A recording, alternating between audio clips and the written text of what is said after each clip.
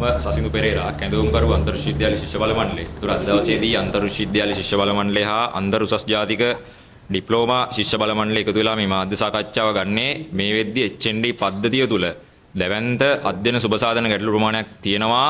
දිගින් දිගටම ශිෂ්‍ය ව්‍යාපාරය ඉදිරියේ මැදිහත් වුණත් මේ වෙනකුණුත් මේ පැවතිච්ච රජයන් සහ මේ පවතින රජය විසඳීමට සමත් වෙලා නැති. ඒ සම්බන්ධයෙන් රටේ ජනතාව දැනුවත් කිරීම වෙනුවෙන් තමයි අද දවසේදී මේ මාධ්‍ය සාකච්ඡාව ගන්නෙ.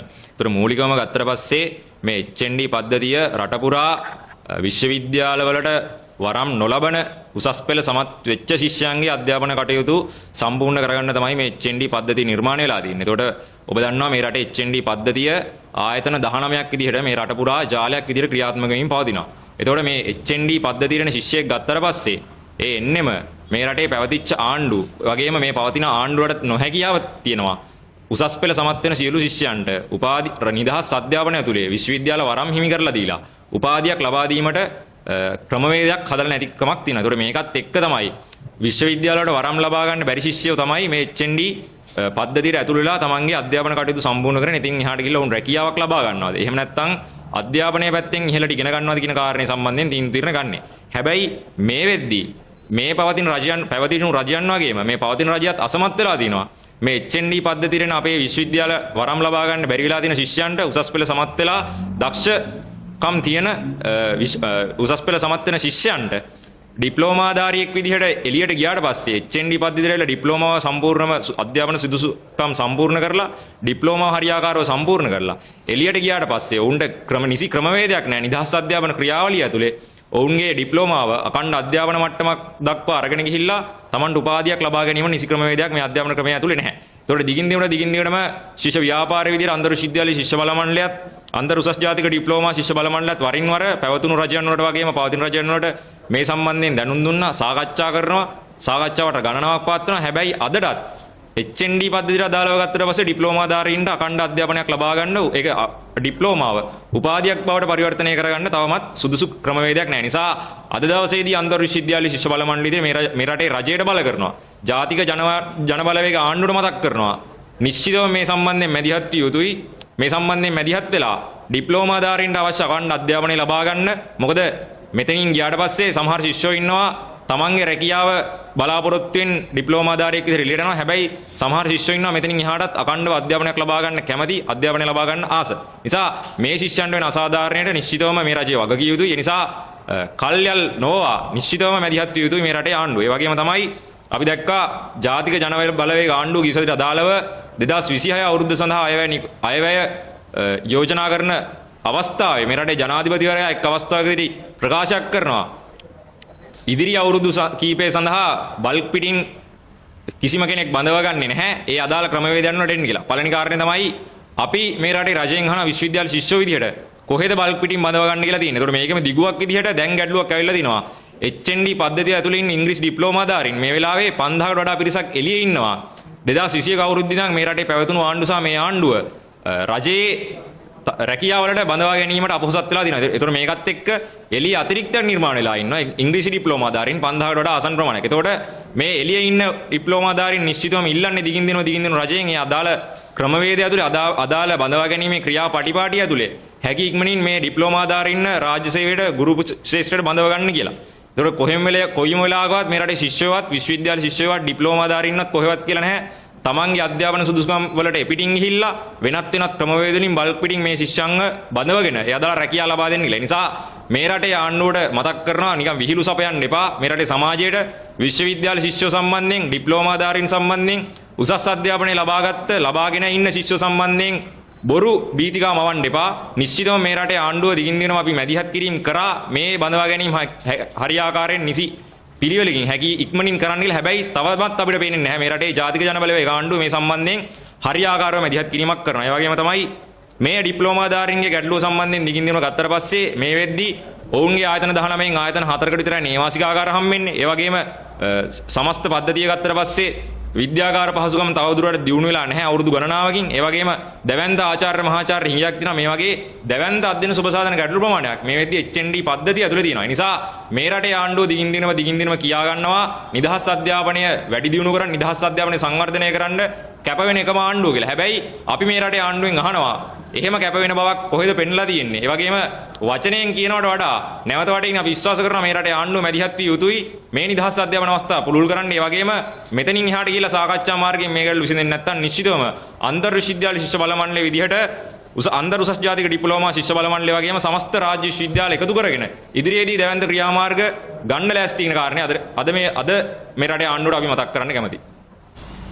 අධ්‍යාපන ශාස්ත්‍රයට මේ වෙලාවේ ජාතික ජනබලවේග ආණ්ඩුව මූලික කරගෙන 2026 අයවැය කෙටුම්පත ඉදිරිපත් කරලා තියෙනවා පාර්ලිමේන්තුවට. ඒතකොට මේ අයවැය ගත්තට පස්සේ අධ්‍යාපන ශාස්ත්‍රය සම්බන්ධයෙන් තීරණ ගත්තට පස්සේ හොඳ සහ නරක කියන දෙකම අපිට බලා ගන්න පුළුවන්. ඒතකොට අධ්‍යාපන ශාස්ත්‍රය මේ වෙද්දී අවුරුදු ගණනාවක් තිස්සේ ශිෂ්‍යෝ කරපු ඉල්ලීමක් තමයි ජීවන වියදමට සරලන විදිහට මහපොළ ශිෂ්‍යාධාරකයේ වැඩි කළ යුතුයි කියන කාරණේ. ඒතකොට මේ වෙද්දී ශිෂ්‍යෝ කරපු මැදිහත් කිරීම වල ප්‍රතිඵල විදිහට සමස්ත විශ්වවිද්‍යාල පද්ධතිය වගේ උසස් අධ්‍යාපන ආයතන එකතු වෙලා කරපු මැදිහත් කිරීම වල ප්‍රතිඵල විදිහට අද වෙද්දී ශිෂ්‍යයන්ට හැකියාව ලැබිලා තිනවා මහපොළ වාරිකය රුපියල් 10000ක් ප්‍රමාණයකට ලබාගෙන ඉන්නේ. ඒතකොට මේක නිශ්චිතවම ශිෂ්‍ය ව්‍යාපාරයේ විදිහට සමස්ත ශිෂ්‍යෝ විදිහට සටන් කරලා ලබාගත් ජයග්‍රහණයක් කියන්න මතක් කරන්න කැමතියි. ඒ වගේම තමයි එතනින් එහාට ගිහින් අයවැය ඇතුලේ යෝජනා දිහා බලුවාට පස්සේ නේවාසිකාගාර වෙනුවෙන් මිලියන 1500ක් වෙන් කරලා තියෙනවා. වවුනියාව, කිලිනොච්චිය ඇතුළු විශ්වවිද්‍යාල නේවාසිකාගාර හදන්න. ඒ වගේම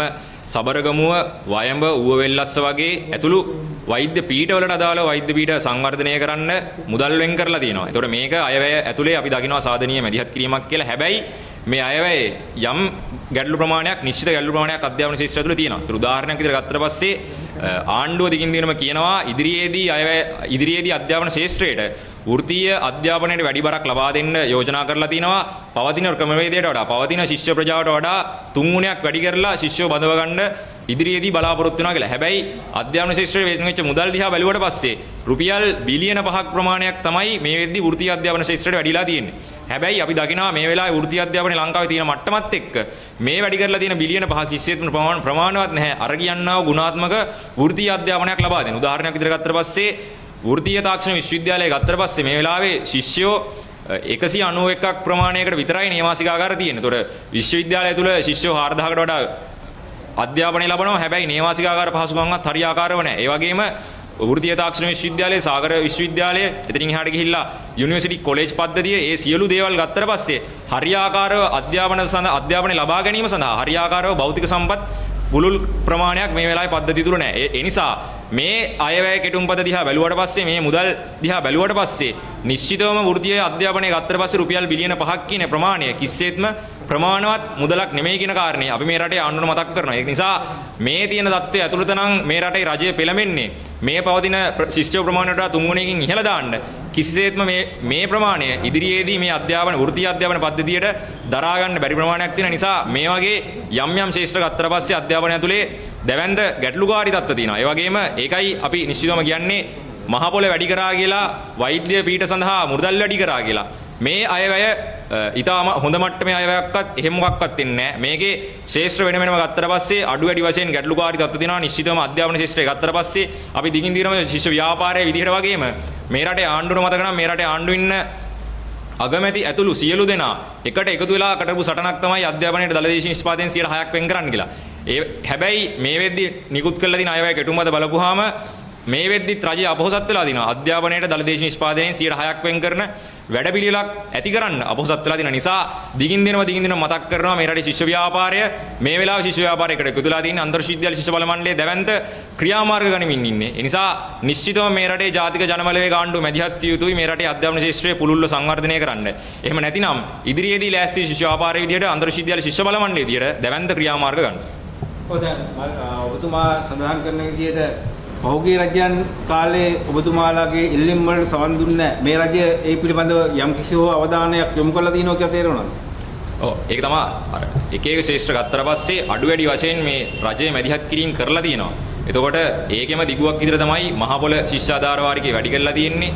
වෛද්‍ය පීඨවල අදාළව ඒ අදාළ පහසුකම් වැඩි දියුණු කරන්න පීඨ සංවර්ධනය කරන්න මුදල් වෙන් කරලා තියෙන්නේ. හැබැයි මූලිකවම ගත්තට පස්සේ අර පොදුවේ ගත්තට පස්සේ කියන්න තියෙන කාරණේ තමයි අධ්‍යාපන ශාස්ත්‍රය අපි තවමත් බලාපොරොත්තු වෙන මට්ටමේ ගුණාත්මක සංවර්ධනයක් කරන්න මේ අයවැය තුල සමත් වෙලා නැහැ කියන කාරණේ අපි දිගින් දින මතක් කරනවා. මේක එක යම් තීරණ වෙනුවට ගන්නවට වඩා අපි විශ්වාස කරනවා අයවැය කෙටුම්පත පොදුවේ අපි සලකන්න ඕනේ, පොදුවේ අපි කියව ගන්න ඕනේ.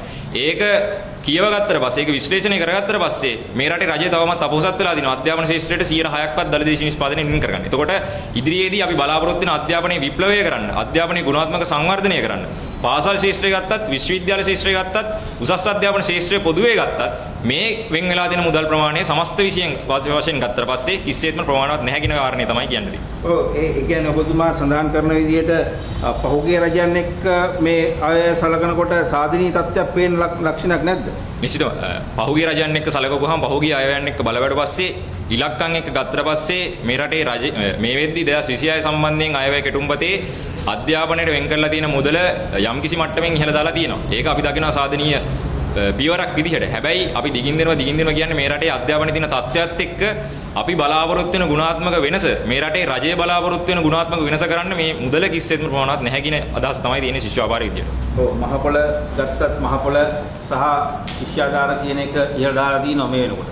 ඒක සාමාන්‍යයෙන් දැනෙන ප්‍රමාණයට වැඩි කරලා තියෙනවා කියලා අපිට හිතෙනවා. මොකක්ද ඔබතුමා කියන්නේ? නිශ්චිතව මහපොළ ශිෂ්‍යාධාර වාරිකය වැඩි කරන්නේ පළවෙනි කාරණේ තමයි මේ රටේ විශ්වවිද්‍යාල ශිෂ්‍යෝ දැවැන්ත අරගල ප්‍රමාණයක් කරා දැවැන්ත මැදිහත් කිරීම ප්‍රමාණයක් කරා ඒක පාරේ කරන උද්ඝෝෂණ ප්‍රමාණයක් වෙන්න පුළුවන් සාකච්ඡා වලින් මැදිහත් වෙච්ච ප්‍රමාණයක් වෙන්න පුළුවන් මේ සියලු කාරණාවල ප්‍රතිඵලයක් විදිහට තමයි විශ්වවිද්‍යාල ශිෂ්‍යෝ එකතු වෙලා කරපු මැදිහත් කිරීම වල ප්‍රතිඵලයක් විදිහට තමයි අද වෙද්දී මේ මහපොළ වාරිකේ රුපියල් 10000 කරලා තින්නේ නිශ්චිතව මේක සාධනීය ප්‍රතිඵලයක් විදිහට තමයි ශිෂ්‍යෝ විදිහට දකින්නේ හැබැයි මේක මේ රජය තනියෙන් ගත්ත තීරණයක්වත් එහෙම මොකක්වත් නෙමෙයි මේක සියලු පාර්ශව එකතු වෙලා ගත්ත මැදිහත් කිරීම වල ප්‍රතිඵලයක් විදිහට තමයි මේ මහපොළ වාරිකේ වැඩිලා තින්නේ ඒ වගේම මහපොළ වාරිකය සම්බන්ධයෙන් විශ්වවිද්‍යාල ශිෂ්‍යෝ යම් සාධනීය අදහසක ඉන්නවා මේ වෙද්දි වැඩි කරලා තියෙන වාරිකය තමන්ගේ මේ වෙලාවේ තියෙන තත්ත්වයක් එක්ක 7500 ඉඳන් මේ වෙද්දි 10000 වෙනකම් වැඩි කරලා තිනවා ඒක සාධනීය විසඳුමක් විදිහට දකිනවා හැබැයි එතනින් එහාට ගිහිල්ලා අධ්‍යාපනයේ විප්ලවීය වෙනසක් කරන්න මේ රටේ රජයේ නිශ්චිතවම මැදිහත් යුතුයි හැබැයි මහපොළ වාරිකයේ වැඩි කරා කියන එක අවියක් කරගන්න නැතුව අපි බලාපොරොත්තු වෙන අධ්‍යාපන ක්‍රමය වෙනස් කරන්න මැදිහත් කිරීම අපි බලාපොරොත්තු වෙන අධ්‍යාපන ශාස්ත්‍රය කරන්න හදන විප්ලවය කරන්න මේ රටේ රජය නිශ්චිතව මැදිහත් විය යුතුයි කියන අදහස තමයි තියෙන්නේ. ඔව් ඒත් එක්කම දැන් ඔබතුමා කියන විදිහට රජය නම්‍යශීලී නැහැ කියන එකද කියන්නේ? නෑ ඒක පොදුවේ ගත්තට පස්සේ කියන්න බෑ මොකද එක එක ශාස්ත්‍ර වලට එක එක විදිහට තමයි මේ රටේ රජය පිළිතුරු ලබා දෙන්නේ. ඒතර උදාහරණයක් විදිහට ගත්තට පස්සේ උසස් අධ්‍යාපන ශාස්ත්‍රයේ විවිධ විශ්වවිද්‍යාල වල විවිධ විදිහට තමයි මැදිහත් වෙලා තියෙන්නේ. උදාහරණයක් විදිහට ගත්තොත් මේ රටේ උතුරු කරේ පැත්තට ගත්තට පස්සේ වවුනියාව කිලිනොච්චි වගේ විශ්වවිද්‍යාල වලට තවමත් ලබා දිය යුතු පහසුකම් ලබා දීලා නැහැ. හැබැයි සාකච්ඡාවට ගණනාවක් පවත්වලා තිනවා මේ වගේ තීන්දුව ගන්නම් කියලා යෝජනා කරලා තිනවා. ඒ වගේම උසස් අධ්‍යාපන ආයතන වලට තීන්දුව ගන්නම් කියලා පොරොන්දු දීලා තිනවා. හැබැයි තවමත් ඒවා ක්‍රියාත්මක වෙන මට්ටමක නැහැ. හැබැයි අනිත් පැත්තෙන් ගත්තට පස්සේ යම් සාධනීය තීරණ අර වෛද්‍ය පීඨ වල මුදල් වෙන් කරලා තිනවා. ඒ වගේම වෘත්තීය අධ්‍යාපනයට කලින් අවුරුද්දට බිලියන 5ක් වෙන් කරලා තිනවා. අර ඉලක්කම් විදිහට ගත්තට පස්සේ යම් සාධනීය මැදිහත් කිරීමක් කරලා තිනවා. හැබැයි අපි දිගින් දිනම කියන්නේ අපි බලාපොරොත්තු වෙන මැදිහත් කිරීම කරන්න අපි බලාපොරොත්තු වෙන සංවර්ධනය කරන්න කිසිසේත්ම මේක ප්‍රමාණවත් නැහැ. ඒ එක් ශාස්ත්‍රය ගත්තට පස්සේ එක් විදිහට තමයි මේ රටේ ආණ්ඩුව විවිධ විදිහට තීන්දුව ගන්න.